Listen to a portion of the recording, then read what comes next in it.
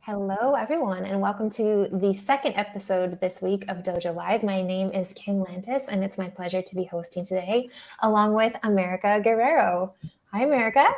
Hey, hello. I can't see you yet, but there she is. Perfect. And of course, the star of today's show, Darrin Murriner. Did I get that right, Darrin? Murriner? Close enough. Close enough. I try so hard. I'm terrible at pronunciation. But Darrin, it is a pleasure to have you today. He is the CEO of Cloverleaf, and we're really here to talk about team collaboration and how technology can help with that. But before we do get into that, Darrin, we would love to get to know you a bit better. If you could share with us, your personal story, your background, and what's led up to Cloverleaf. Thank you. Yeah, no, thanks for having me today. And happy to chat. So Darrin Murriner, CEO and co-founder of Cloverleaf. I think my story, so I have a 15-year corporate career, and it dovetails well with, one, the topic for today, but also kind of speaks to the underlying problem that I think a lot of people experience that I think we're communicating about today, which is kind of this idea of like our best work. And, I've always been a business junkie, right? And I think people would probably call it an entrepreneur. I really hesitated to call myself an entrepreneur and like really embrace that label of entrepreneur. It's a scary label. It is. It's loaded, right? And it used to be even more loaded, a couple of decades ago. And, I think our education system and kind of how we create pathways for people and career pathways for people is like more traditional settings, right? Like you're in accounting or you're in marketing or you're studying to be an engineer, right? And through college, I just kind of fell into that kind of mindset, right? Where it's like, oh, I'm going through college and I'm going to get a job and I'm going to follow this career path and move up the corporate ladder, right? I mean, that's just it's kind of the messages that we receive as the broader culture. And so I fell into that. And even though like I would say my early childhood, I was an entrepreneur, right? Like I mowed yards and made money, and I, sold. My dad had a specialty advertising business, and I took his samples and sold it to my classmates and made enough money to buy the original Nintendo Entertainment System. And I know I'm dating myself right now, but hopefully there's people watching. Good.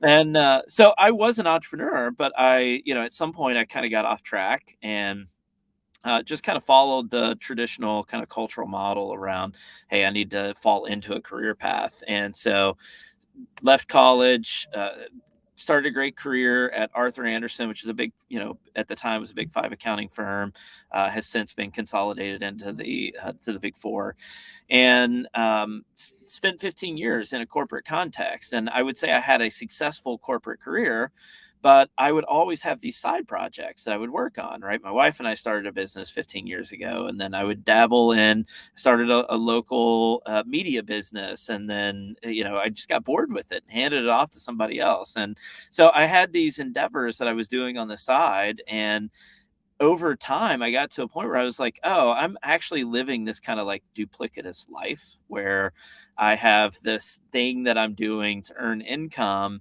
and then I'm doing these other things outside of work that I'm actually passionate about, right? Yeah, like, and I one of the things the terms I would use is I'm a builder, right? Like I love to build things, and whereas some people might, want to build a chair with wood, in a workshop.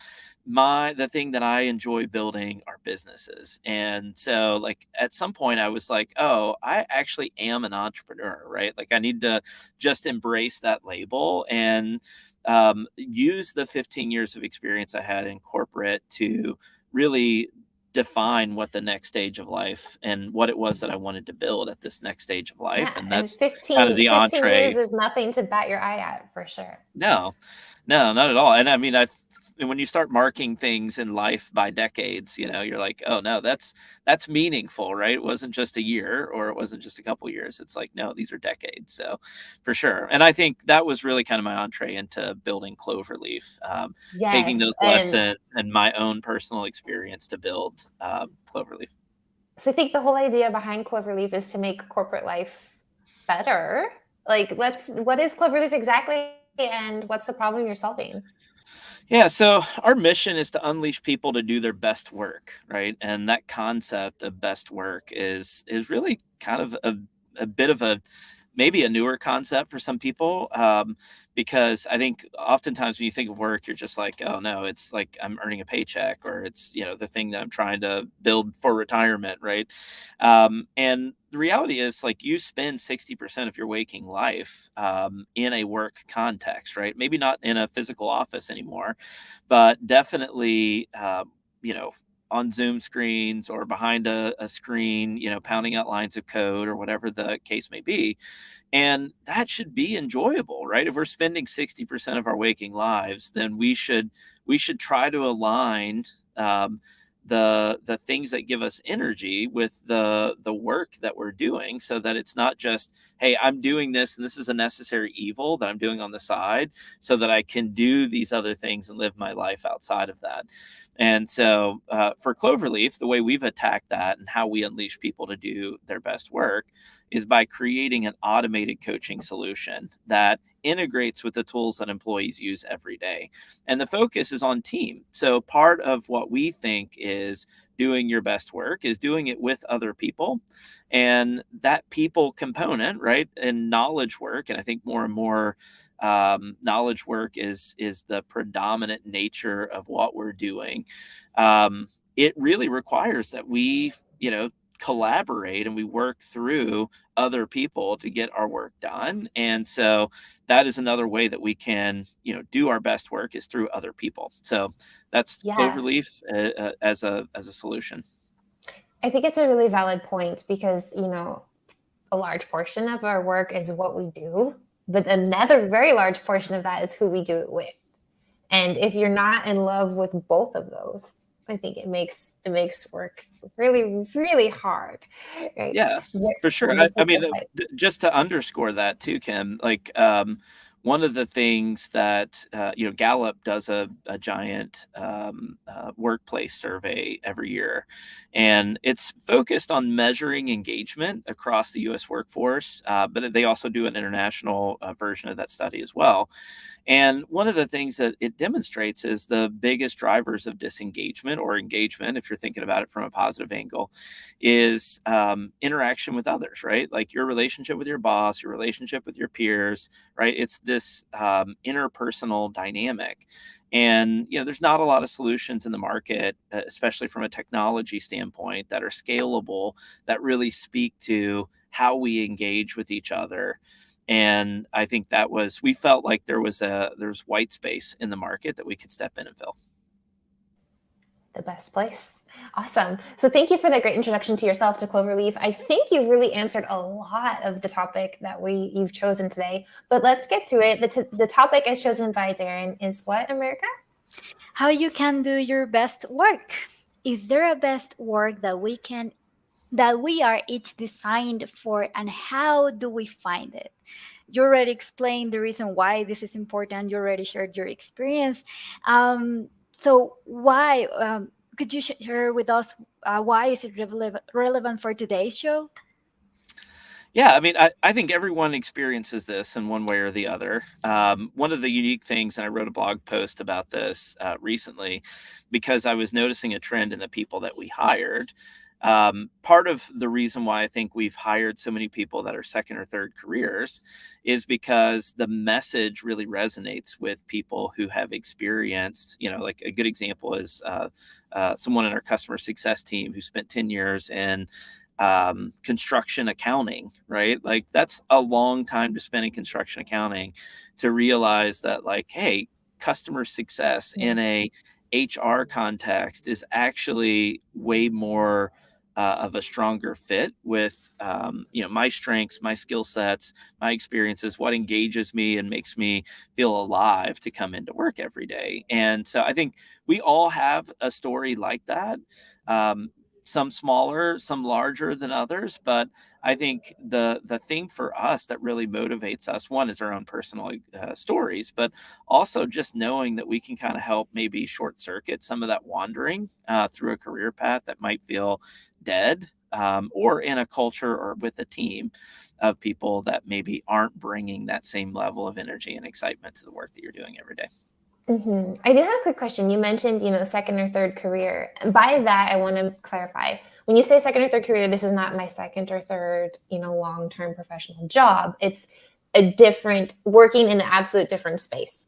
So, That's for right. example, maybe I did project management and now I'm doing, I don't know, audience development or something of that I sort. can give you many examples. Like our VP of engineering was a former architect, right? We just hired someone in product marketing who was an attorney, sat for and passed the bar exam and is doing product marketing. So that is a really, we're not seeking people out who have done a career transition into a completely different career path. But what we're finding is our culture and our mission is really attractive to people who have gone through that experience and maybe have spent years pursuing something that really felt empty once they actually got there. Is this something that you can use when you're a university student? For example, do you need to have more experience to find out what you're looking for, or you can start from the beginning?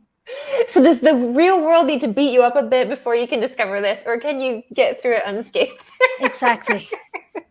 That's a great question, right? I mean, I think that's a life question, right? It's not just a career pathing question. I do think to some degree, right, there's a school of hard knocks element to our lives, right, in general, whether that's relationships or it's career paths or it's, fill in the blank. There's a lot of different ways that we can learn. We can learn through experience. We can learn from the school of hard knocks, or, getting insight, personal insight. So for us, the process that we move people through is one, self-discovery. Self-discovery can occur at earlier ages, like in at a university setting. Oftentimes though, you might go through some self-discovery and then 2 years later, right, we change and we evolve in circumstances, and maybe we got married and we have children, and that changes things that are important to us or things that we care about. So that's a really complex question. And I think because we're constantly evolving, it's probably something that we need to be constantly making room for, which is that personal self-discovery and then also others discovery, because that's really kind of the next step is like, oh, that's great, now that you understand kind of at this space or this point in time that you're at, these are the things that excite you, that engage you, that are your strengths, that are your passions, right, that motivate you. But then the other big question is like, what about the people around you, right, that you're engaging with and collaborating with on a regular basis? What about them? And then how do you combine those two elements to really accomplish really high powered things? Yeah. So talking about what we're designed for and how to find it. In the case of Cloverleaf, I think this is twofold, right? One, how you're building your company and the people who comprise Cloverleaf, and then two, the product that you produce. So you mentioned, I think your who was it? The who used to be an architect and now your VP of engineering used to be an VP of architect. engineering. Yeah, Yeah. and then yeah. So is this discovery, finding my design, something that has happened in their lives prior, or is it something that Cloverleaf is able to utilize both before you enter a company as well as when you're in a company? How does this work? Sure. Yeah. I mean, one of the nice things, we provide a free account, right? So you don't have to be a part of like a paid subscription to do that, right? And we do find a segment of our user base or our population are truly just trying to get some self-discovery, right? There may not be in a work team, and we want to encourage that, right? If our mission is to help people, unleash people to do their best work, that doesn't doesn't have to come through an existing work context, right? That can happen in university, or it can happen between jobs. It can happen if you're not even pursuing a career path and you just want to live your best life. So we want to encourage that. And because of that, we do offer a free account and a free trial process, even for small teams or teams with inside much larger organizations, to start to discover and experience that process, because we just feel so strongly that that we are unique individuals that are on our own, paths, and we want to help you discover that as a part of doing your best work. Love it. You put your money where your mouth is, or your no money where your mouth is. Our opportunity cost, yes. Yes. So how does this work internally? How are you helping teams and entire organizations do their best work? Yeah. So I mentioned kind of the first two steps of that, which is, self-discovery, and how we do lean on existing behavioral assessments. So tools that you've probably taken many times. I know Enneagram is a really popular one right now, but you've maybe taken Myers-Briggs or DISC, or, any number of other tools that are publicly available. And so those tools exist on our platform as well as an initial data point. The second piece is, like, once you're in a team, or once you've connected your calendar, or installed the app inside of Slack or Microsoft Teams, then we can start to look at who you're engaging with and how you're engaging with them, to really curate a coaching experience that is specifically designed for you. So it's not just enough to know yourself, and not just enough to take an initial pass on knowing other people. It's also this regular, constant, nudging or behavioral reinforcement, right, that needs to occur to make sure that we're also thinking about those things in the context of the specific work that we're doing. And I'll give you a quick example. If you're on a team and you're a team leader, and let's say you feel really strongly about recognizing the work that your team members are doing. People want recognition in different ways, right? America may really love public recognition, right? She would want, you, Kim, to talk about all the great things that she's accomplished on one of these live events. And, Which could be a Kim, nightmare for someone else. it would be a nightmare for potentially you, Kim, right? What you really want is for me to send you a personal note after the meeting to say, hey, I recognize that you did X, Y, and Z in that meeting, and I appreciate and value that, right? And you both feel recognized and seen and heard in that team context, but those are completely different experiences. And so that's really what we're contextualizing and pushing out to people, is those unique differences that we can lean into to help us better serve each other in that collaborative context. So with this go ahead, America, sorry. How many days do you need to wait for you to get the data and then analyze it, so you can find out that you have been doing the wrong coaching thing? and giving my feedback and recognition all wrong this entire It will be time? immediately, or does it take like weeks? Yeah, no, it's a really great question. So, I mean, within 5 minutes of signing up, right, you can start getting some of that coaching sent to you. Now, what we know about learning in general, right? So there's a whole segment of study around learning theory and learning management. And, if we just go into a classroom for an hour or a half day, and you just have someone stand up in front of the class and teach you a bunch of concepts, right? The majority of that's forgotten 24 hours later, right? You walk out the door and some segment of it is gone. And what most research has shown is that anywhere between 20 and 30 times to practice something, or to have that reinforcement, is when it actually becomes a part of your natural habit, right? So part of this is about reinforcing those concepts, not just giving it to you once, not that, coming back to that example of recognition, right? Hey, that's some initial insight for Kim, and maybe some of that sticks, but also part of it is we need to give it to, people in different contexts and in different language, so that it actually becomes just a part of the inherent way that they work with each other. So, and it's less about doing it wrong, right? Like, that's something that you guys both mentioned. When I talk about this with other people, oftentimes they'll be like, oh, I just thought this XYZ thing that I did was just a character flaw, right? Like people will literally use that language, and it's like, no, it's not a character flaw. It's a preference, or it is a natural tendency that you have.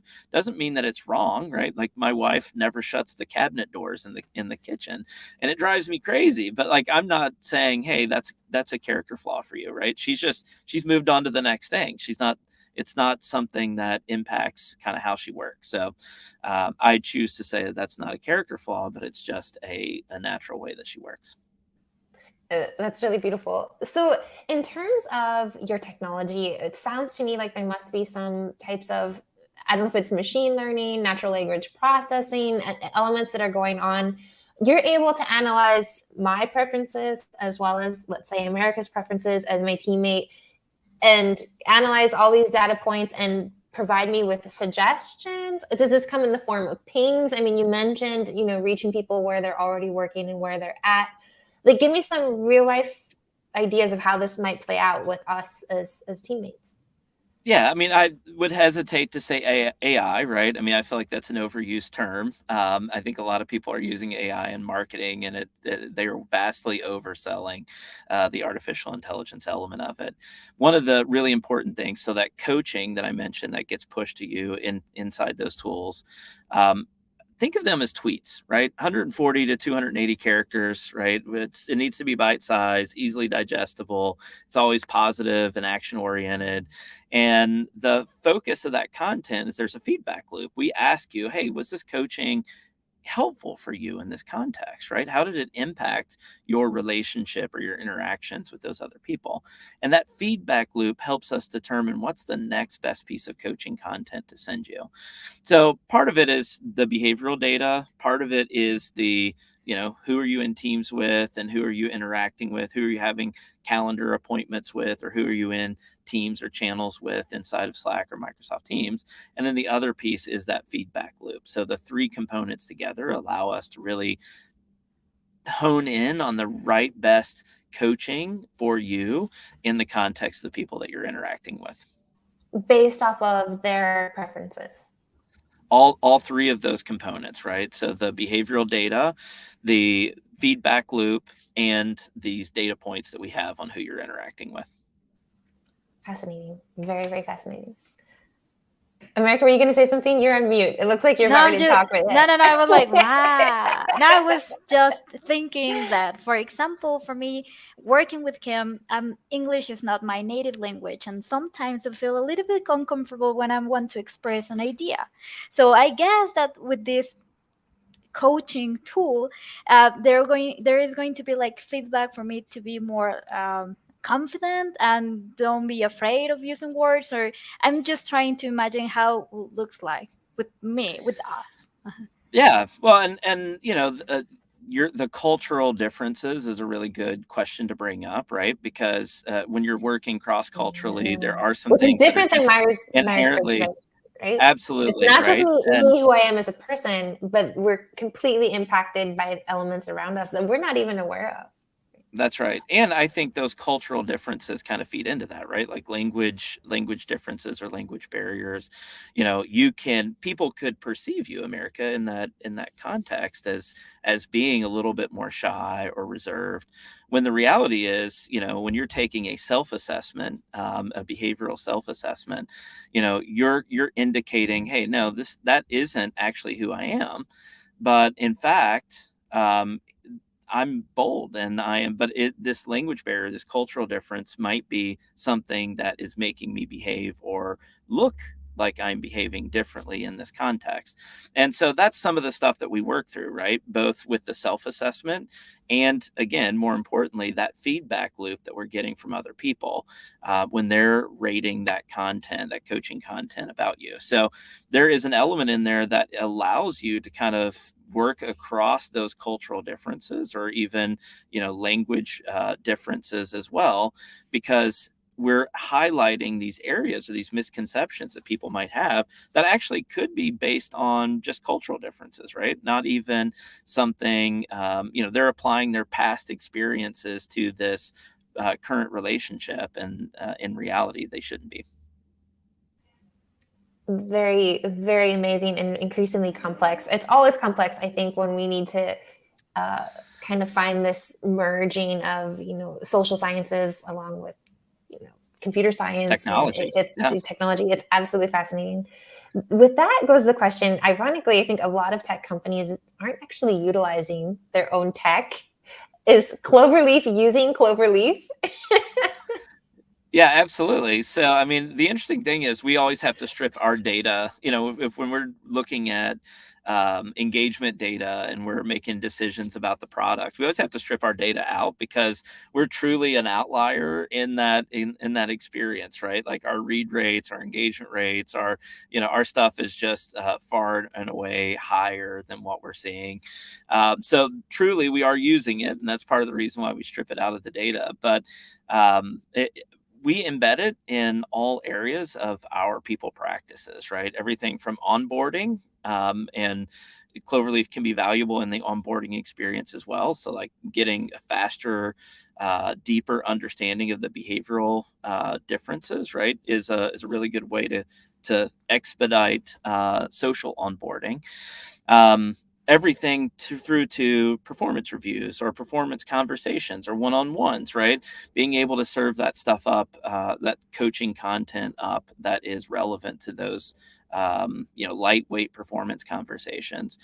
And then, everything in between, right? When we're forming new teams or when we are, there's been changes to the leadership team. We recently reformulated our board of directors, right? We just closed a Series A round of funding and changed up the composition of the board. Wow. And, we spent time as a board looking at our team makeup and identifying, hey, what are these things that can make us a high performing team?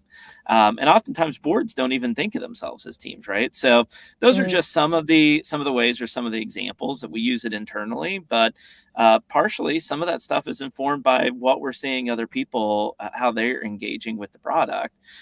One good example of that is one of our marketing swag pieces is this box of conversation cards, right? That you can Nice. put on a conference room table. And it's really kind of taking the digital experience offline and really kind of integrating the two. And so we have those conversation cards in every one of our conference rooms as well. And we're able to kind of dig in and bring the two things together, both in the digital and in the physical world. Physical.